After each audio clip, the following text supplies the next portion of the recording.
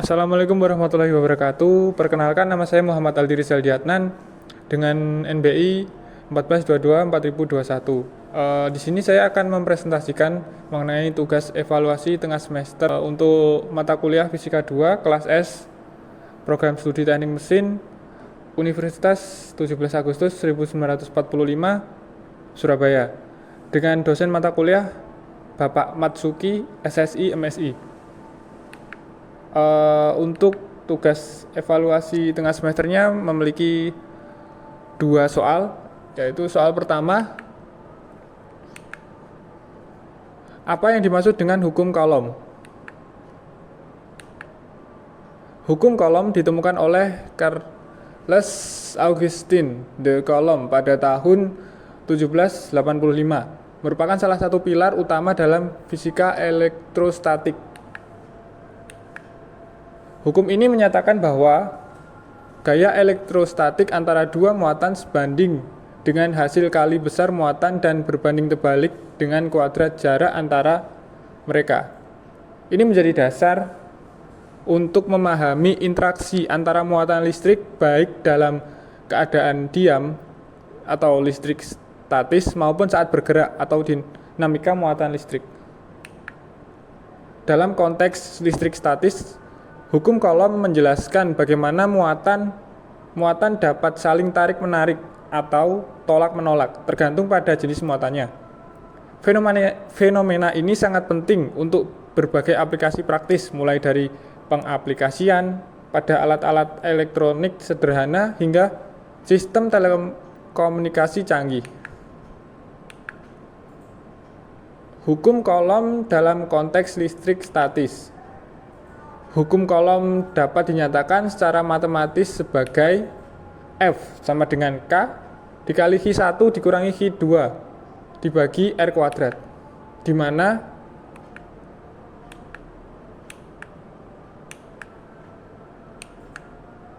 F sama dengan gaya elektrostatik, Q1 dan Q2 sama dengan besar muatan,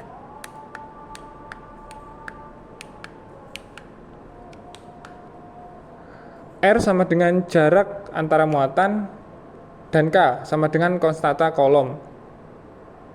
Dalam hal ini ditentukan 9 kali 10 pangkat 9 Nm kuadrat per C kuadrat. Kemudian untuk soal kedua, diketahui 3 muatan titik di mana Q1 sama dengan plus 2 mu C terletak di titik 0. Titik asal koordinat. Q2 plus 1 mu C terletak 25 cm dari Q1, membentuk sudut 60 derajat terhadap sumbu X positif. Kemudian Q3 plus 3 mu C terletak di 26 cm dari Q1, membentuk sudut 150 derajat terhadap sumbu X positif. Kemudian hitung besar dan arah resultan gaya yang dialami oleh muatan Q1 akibat Q2 dan Q3. Bagaimana caranya? Mari kita bahas.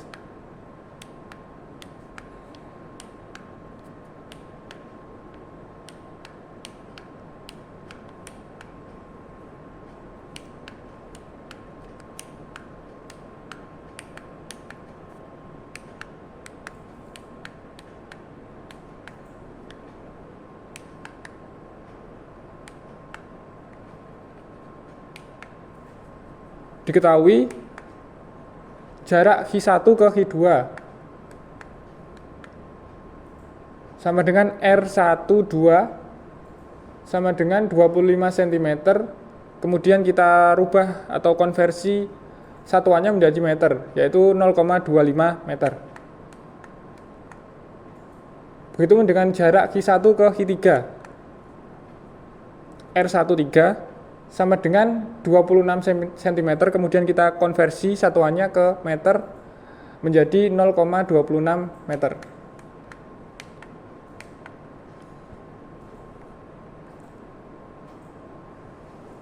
Untuk Q1 sama dengan plus 2 mu C sama dengan 2 kali 10 pangkat min 6 C. Ini kita rubah ke satuan kolomnya langsung. Untuk Hi2 sama dengan plus 1 mu C, kemudian kita konversi menjadi 1 kali 10 pangkat min 6. Dan begitu pun dengan Hi3 plus mu C kita rubah ke 3 kali 10 pangkat min 6. Dan K yang sudah ditentukan tadi 9 kali 10 pangkat 9 nm kuadrat per C kuadrat.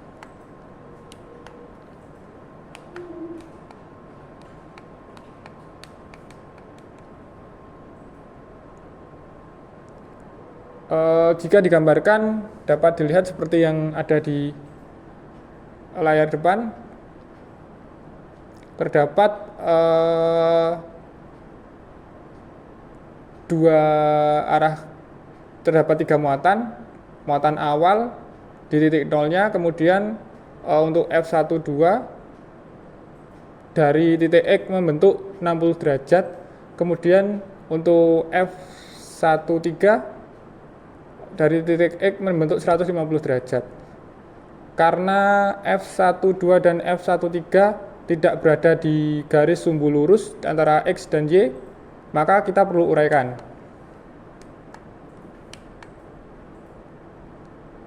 Untuk yang pertama, F12 terhadap sumbu X, maka kita buat uraiannya.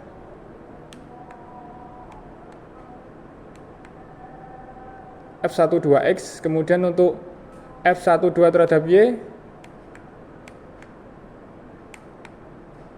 F12Y. Untuk F13 juga seperti ini. Kita uraikan terhadap sumbu X menjadi F13X dan F13Y. Kemudian kita tentukan gaya antara Hi1 dan Hi2. Kita masukkan untuk rumus yang tadi, F12 sama dengan K dikali Hi1 Hi2 per R kuadrat 12 sama dengan 9 dikali 10 pangkat 9 dikali 2 kali 10 pangkat min 6 dikali 1 dikali 10 pangkat min 6 dibagi 0,25 kuadrat.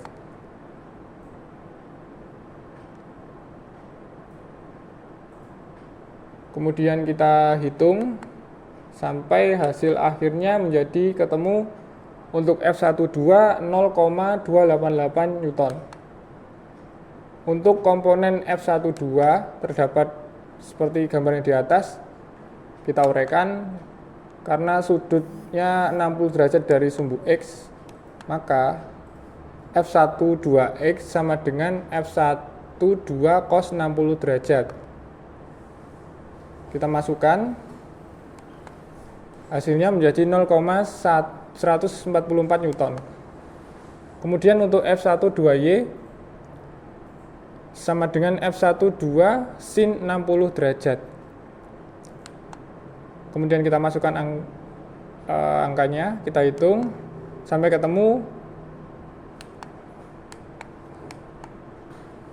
0,249 Newton.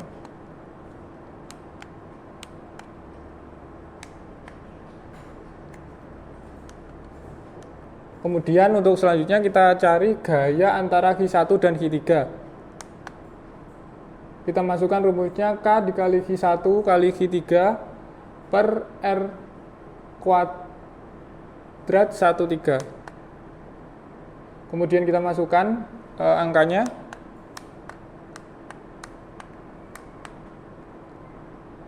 Sampai mendapat F13 0,798 Newton. Untuk komponen F13 yang sudah kita uraikan dalam gambar tadi, kemudian kita hitung, karena sudutnya membentuk 150 derajat dari X, maka untuk sudut di kuadran 2, yaitu antara 90 derajat dan 180 derajat, seperti di atas itu 150 derajat, berlaku identitas, yaitu cos 180 derajat kurangi theta sama dengan min cos theta. Kemudian untuk kita masukkan angkanya, maka ketemu min cos 30 derajat. Kita masukkan sama dengan min 0,866. Kemudian untuk sin 180 derajat dikurangi theta sama dengan sin theta. Kita masukkan angkanya. Sin 50 derajat sama 150 derajat sama dengan sin 180 derajat kurangi 30 derajat sama dengan sin 30 derajat sama dengan 0,5. Untuk F13X sama dengan 0,798 dikali min 0,866. Kemudian ketemu F13X sama dengan 0,691 Newton. Untuk F13Y sama dengan 0,798 kali 0,5 sama dengan 0,399 Newton.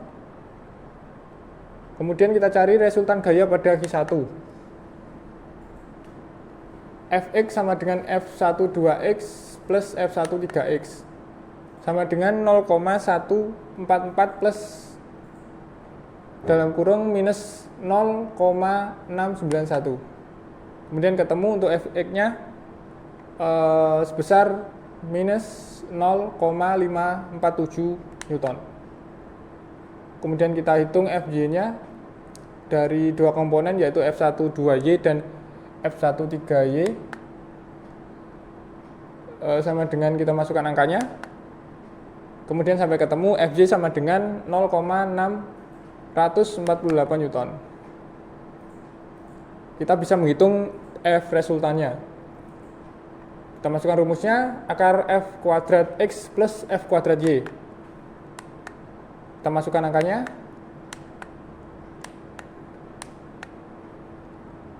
Sampai ketemu akar 0,709. Hasilnya adalah F resultan dari perhitungan ini sama dengan 0,847 Newton.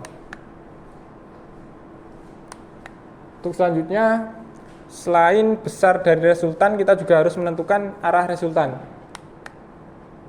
Maka kita masukkan rumusnya, theta sama dengan tan pangkat min 1 dikali Fx per Fy. Kita masukkan angkanya, di mana tan pangkat min 1 dikali 0,648, angka yang ketahui dari Fx, kemudian kita masukkan Fy-nya 0,547, kemudian ketemu untuk sudutnya, sudut dari arah resultannya adalah sebesar 49 derajat. Karena Fx negatif dan Fy positif, arah gaya berada di kuadran 2. Sehingga arah gaya total terhadap sumbu X adalah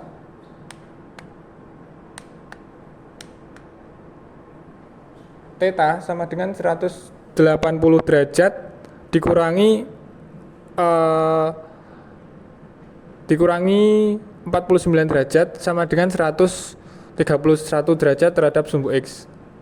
Jadi kita sudah mengetahui untuk sudut yang terbentuk di arah resultannya, maka dapat kita gambarkan seperti ini. Kita masukkan dulu untuk diketahui di mana kuadran 1 di area tersebut, kemudian kuadran 2 di area tersebut.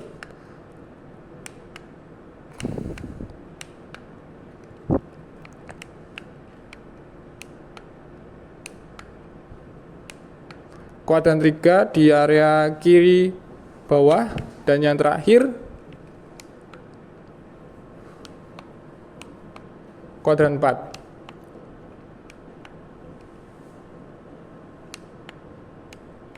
Kemudian kita masukkan untuk Fx-nya dan Fy-nya, sehingga diketahui untuk 130 derajat terhadap sumbu X, dan ya ini untuk arah F resultan dari perhitungan tersebut. Dari saya cukup sekian. ada kurang dari perkataan atau perbuatan yang saya lakukan selama presentasi, saya mohon maaf. Wassalamualaikum warahmatullahi wabarakatuh. Terima kasih.